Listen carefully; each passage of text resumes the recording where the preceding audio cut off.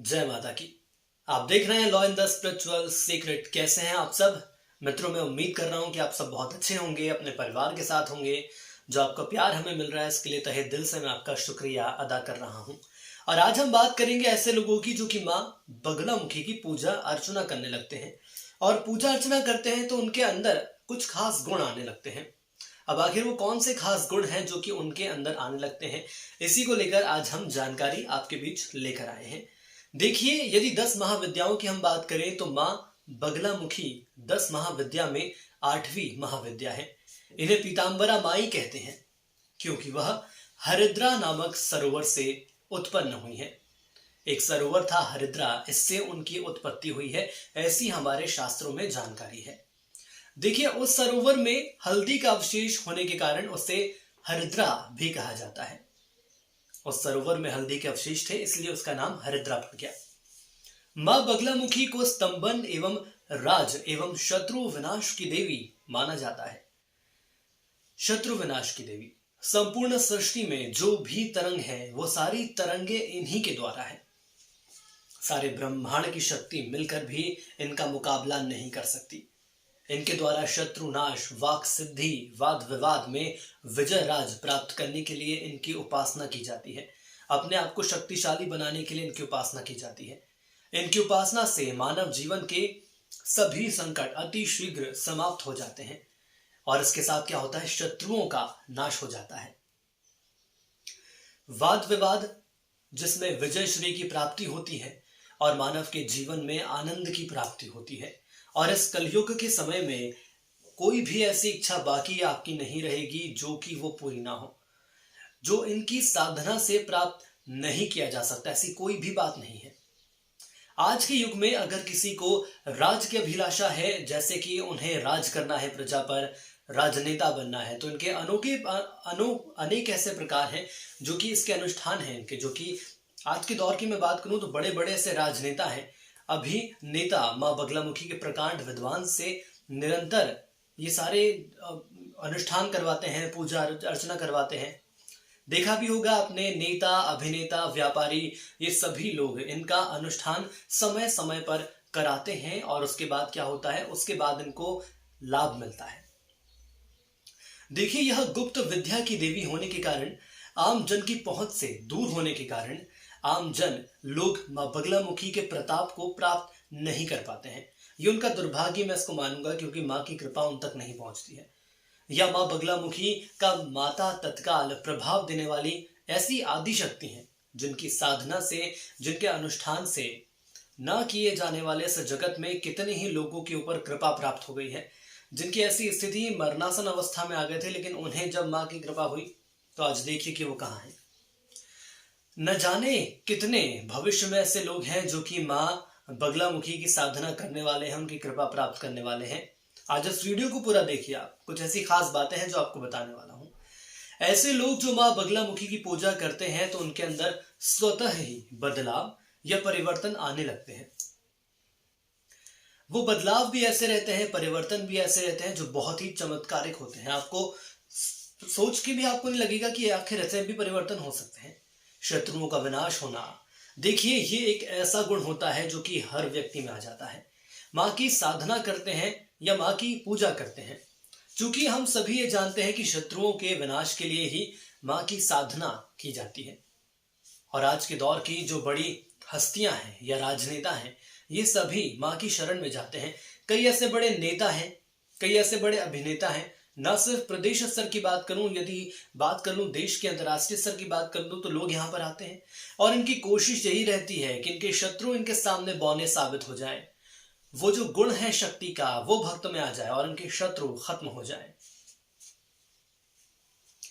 वाक सिद्धि इनकी ज्यादा तेज होती है, इतनी बेहतर होती है। जब ये बोलते हैं तो आप समझ कर चलिए कि उसके सामने लोग ठहर नहीं पाते हैं।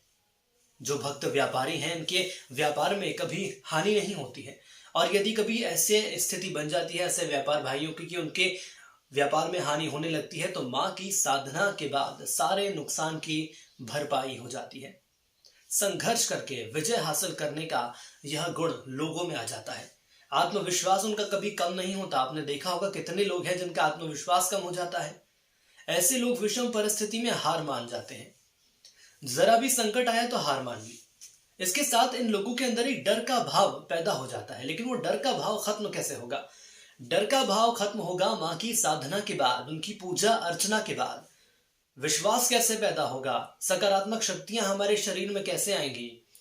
हमारा भय आखिर कैसे खत्म होगा? यदि हम मान लीजिए कहीं जाते हैं और हमें इस बात का भय लगता है कि मैं वहां जाऊंगा, मेरे साथ क्या होगा, क्या कोई मेरे मेरे सपोर्ट में मेरे सहयोग करेगा नहीं करेगा, और यदि कोई मेरा सहयोग नहीं करता है तो मैं क्या करूंगा? मानकर चलिए कि ऐसी तमाम सारी बातें हैं जो कि एक व्यक्ति के अंदर आ जाती हैं। देखिए, आज के दौर में यदि सफल हमें होना है तो सबसे बड़ी बात क्या होती है? सबसे बड़ी बात होती है अपनी योग्यता पर संदेह नहीं करना, आत्मविश्वास बनाए रखना। लेकिन क्या होता है आज के दौर में कि भले ही आज हम योग्य हैं, हमारे कई ऐसे मित्र हैं जो कि योग्य हैं, लेकिन फिर भी वो अपनी योग्यता को कहीं कमतर आंकते हैं। किसी बड़ी जगह जाने में घबराते हैं।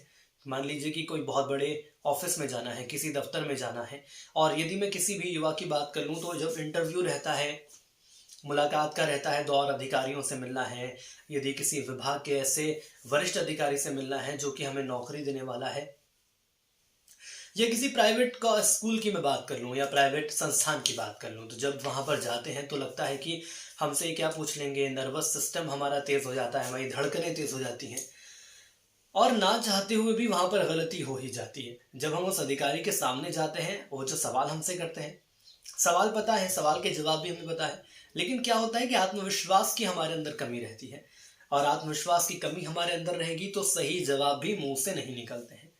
और जब वहां से बाहर आ जाते हैं तो हमें लगता है कि अरे, मुझे तो सारी चीजें याद थी, लेकिन मैं क्यों नहीं बोल पाया। जो मैंने ये बात बताई है, ये लगभग हर एक युवा में होती ही है। आखिर ये क्यों होती है? क्यों हम इतने मेहनती होने के बावजूद भी हमारे अंदर इतना आत्मविश्वास नहीं रहता है कि हम, हमारे सामने अधिकारी हो, कर्मचारी हो, मैं तो कह रहा हूं कोई बड़ा राजनेता हो, तो हमारे अंदर इतनी वाक सिद्धि होनी चाहिए, वाक शक्ति होनी चाहिए कि हम उसके सामने जब खड़े हों तो हमारी सारी बातें खुलकर सामने आए, हम अपने आप को बहुत अच्छी तरीके से बता सकें। कहने का मतलब है कि अपने आप को बहुत अच्छे तरीके से प्रेजेंट कर सकें, अपनी उपस्थिति दर्ज करा सकते हैं 10 लोगों के सामने, यदि हमारे अंदर आत्मविश्वास होगा तो। लेकिन आत्मविश्वास नहीं होगा तो अब मानकर चलिए कि हमारी स्थिति कैसी रहेगी। योग्य होने के बावजूद भी हमें उस नौकरी के लायक नहीं समझा जाएगा, योग्य होने के बावजूद भी हमें उस संस्थान में काम नहीं मिलेगा, योग्य होने के बावजूद भी हमें नौकरी नहीं मिलेगी, योग्य होने के बावजूद भी हमारी जो गिनती है वो ऐसे लोगों में नहीं होगी संस्थान की जो कि बहुत अच्छा काम कर रहे हैं। आखिर उनमें और हमारे में क्या अंतर है? कोई अंतर नहीं है। बस अंतर यही है आत्मविश्वास का, विश्वास का। काम हम भी बेहतर करते हैं, लेकिन हमें अपने अंदर आत्मविश्वास नहीं रहता। हमें डर लगा रहता है कि कहीं कोई गलती ना हो जाए, और गलती ना होने के चक्कर में गलती होना तय है। आप ये मानकर चलिए, आप बात ये लिख लीजिए। और इसीलिए यदि आप साधना करते हैं माँ बगलामुखी की, तो ये मानकर चलिए कि इतने गुण आपके अंदर विकसित हो जाएंगे, आपके अंदर इतनी क्रांतिकारी परिवर्तन होंगे, आत्मविश्वास आपका दुगना हो जाएगा। और जब आत्मविश्वास आपका तेज होगा, माँ की कृपा आपके ऊपर रहेगी, तो सोचिए आपके शत्रु तो आधे से ज्यादा ऐसे ही खत्म हो जाएंगे। और यदि आपने सही तरीके से साधना कर ली तो आपके शत्रुओं का विनाश होना तय है। एक बार नहीं, जीवन भर के लिए विनाश हो जाएगा। ये मानकर चलिए कि आप अपने क्षेत्र में सबसे बेस्ट होंगे, सबसे सर्वश्रेष्ठ होंगे। आपसे बेहतर कोई नहीं हो पाएगा आपके क्षेत्र में। तो यदि हमें इतना आगे बढ़ना है, यदि हमें ऐसे परिवर्तन लाने हैं, और भी मैं आपको अनुभव बताऊंगा ऐसे साधकों की, और उनके अनुभव आपको जानकर पता चलेगा कि आखिर माँ बगलामुखी की पूजा अर्चना करने के बाद कितना बड़ा परिवर्तन हमारे अंदर आया है। तो आज के लिए इतना ही। यदि आपको हमारा वीडियो पसंद आया तो जरूर इसे लाइक करें, और यदि कोई आप सवाल हमसे पूछना चाहते हैं, देखिए हमारी कोशिश यही रहेगी कि उन सवालों के सही जवाब हम आप तक पहुंचाएं। तो सवाल जरूर पूछिए। सवाल पूछेंगे तो आपकी जो मन की अंदर की एक शंका है, जो एक कमी ऐसी लगती है कि आखिर मुझे उसका जवाब कहाँ मिलेगा, तो हम पूरी कोशिश करेंगे कि उसका सही जवाब आप तक पहुंचाएं। आज के लिए इतना ही। जय माता की।